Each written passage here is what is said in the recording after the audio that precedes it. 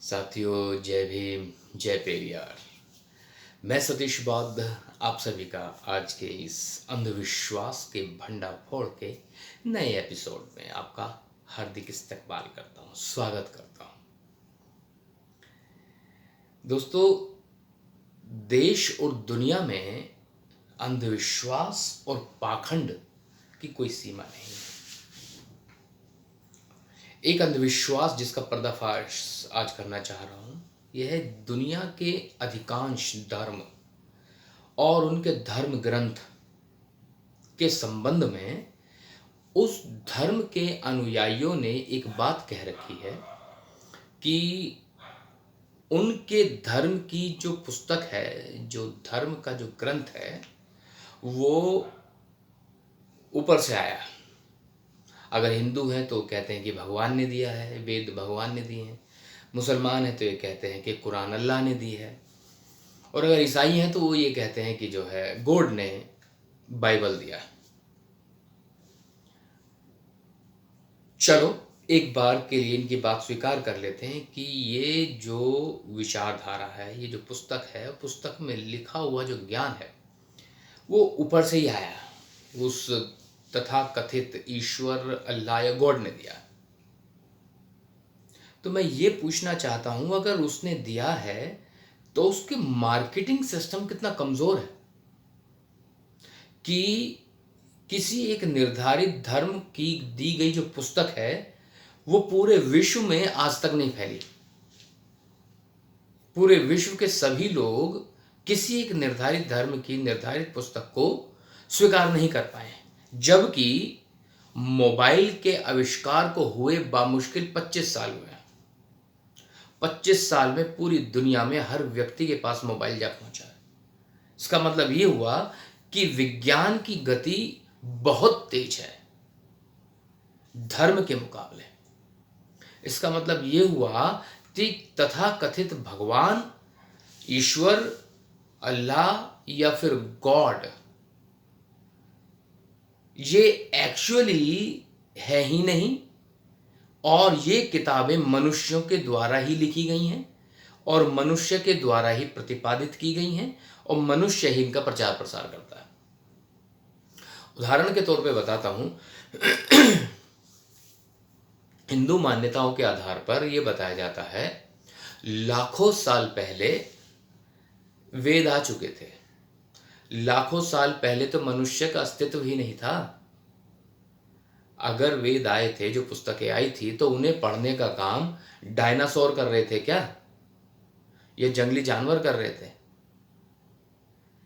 इन पुस्तकों का इस्तेमाल किया तो इंसानों ने था, और इंसानों का वजूद बामुश्किल 5000 साल पुराना इतिहास है।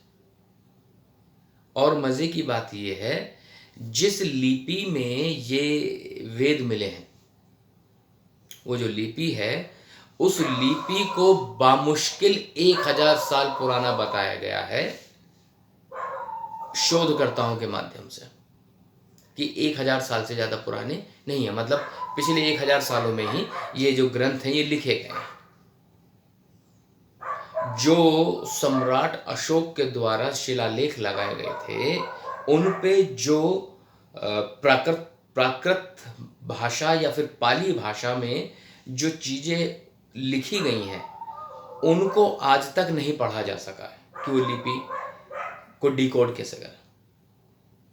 इसका मतलब ये हुआ कि जो संस्कृत है, संस्कृत अति प्राचीनतम भाषा नहीं है। अति प्राचीनतम भाषा है प्राकृत, भारत में। तो अंधविश्वास कुछ इस कदर फैला के रखा हुआ है कि इनकी जो पुस्तकें हैं उनके सामने हर मनुष्य नतमस्तक होता रहे, इसलिए भ्रम फैलाओ कि ये ईश्वर, अल्लाह या गॉड ने बनाई है, जबकि ऐसा है ही नहीं। ये कोरा अंधविश्वास है, और इस अंधविश्वास के चलते हुए मनुष्य ने केवल और केवल मनुष्य के मानसिक पटल पर अपना आधिपत्य स्थापित करने के लिए इन धर्मों का निर्माण किया। और ये धर्म केवल और केवल एक मनुष्य दूसरे मनुष्य को गुलाम बनाने के लिए करता है। और ऐसा हो रहा है, ऐसा हो रहा है। इन तीनों ही बड़े धर्मों में पंडे, पुजारी, मौलवी या फिर क्या बोलते हैं, जो चर्च में रहता हुआ है जो व्यक्ति, वो वो अपने अधीन रखता है लोगों को, उसके हिसाब से चीजें की जानी चाहिए, जो उसे पसंद है वो चीजें वो करवाता है। तो अंधविश्वास कुछ इस कदर हावी है कि ये जो पुस्तकें हैं, इन पुस्तकों में हो सकता है ज्ञान हो, लेकिन वो मानवीय ज्ञान है, मनुष्य के द्वारा रचित है ये। ऐसा नहीं है कि कोई एक अनदेखी अनजाही शक्ति ने इनका निर्माण किया हो या फिर वो जमीन पर उतर के आई है, ऐसा बिल्कुल भी नहीं है। और आपको यकीन नहीं आता तो आप इन्हें पढ़ें और पढ़ के महसूस करें तो आपको पता चलेगा इनमें लिखी हुई बातें बड़ी व्यवहारिक, मतलब मनुष्य के करीब है। एक मनुष्य ही ऐसा सोच सकता है। भाई जब किसी ने ईश्वर, अल्लाह, गॉड, भगवान को देखा ही नहीं है तो उसकी जो कल्पनाएं हैं तो मानवीय कल्पना ही तो हैं। हिंदुओं का जो ईश्वर है वो मनुष्य के जैसा ही दिखाई पड़ता है। ऐसा क्यों? क्योंकि कल्पना मनुष्य की ही है ना, वो बिल्कुल मनुष्य दिखाई पड़ता है। हिंदुओं की कल्पना पर आधारित घड़े गए ईश्वर ऐसा ही व्यवहार करते हैं जैसे मनुष्य करते हैं। तो क्योंकि कल्पना मनुष्य की तो है, ईश्वर या फिर एक अनचाही शक्ति जिसे अभी तक किसी ने देखा ही नहीं है, क्या गारंटी है कि वो मनुष्य की तरह व्यवहार करता हो? जबकि यहां तो कई वृतांत ऐसे भी आए हैं कि जब समुद्र मंथन हो रहा था और उसमें निकला हुआ जो अमृत था, उस अमृत को पाने के लिए धोखे से राक्षसों को ना दिया जाए बल्कि देवताओं को मिल जाए, तो विष्णु ने अवतार ले लिया मोहिनी का। वो एक लड़की, सुंदर सी लड़की बन करके आया, है ना। कितना मानवीय चरित्र है कि भेष बदल दिया। जब भेष बदल के वो लड़की बन करके आया तो शिव को वो पसंद आ गई, इतनी ज्यादा पसंद आ गई कि शिव ने उसके साथ शारीरिक संबंध भी बनाए।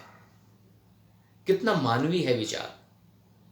मतलब ईश्वर ऐसा कर सकता है कि उसे जो है कोई एक लड़की पसंद आ गई, उसके साथ फिर वो सेक्स करे। कमान, अगर कोई ऐसी शक्ति है भी, वो शक्ति कम से कम इतनी मानवीय नहीं हो सकती जितनी मानवीय इनकी पुस्तकों में इसको प्रदर्शित किया गया।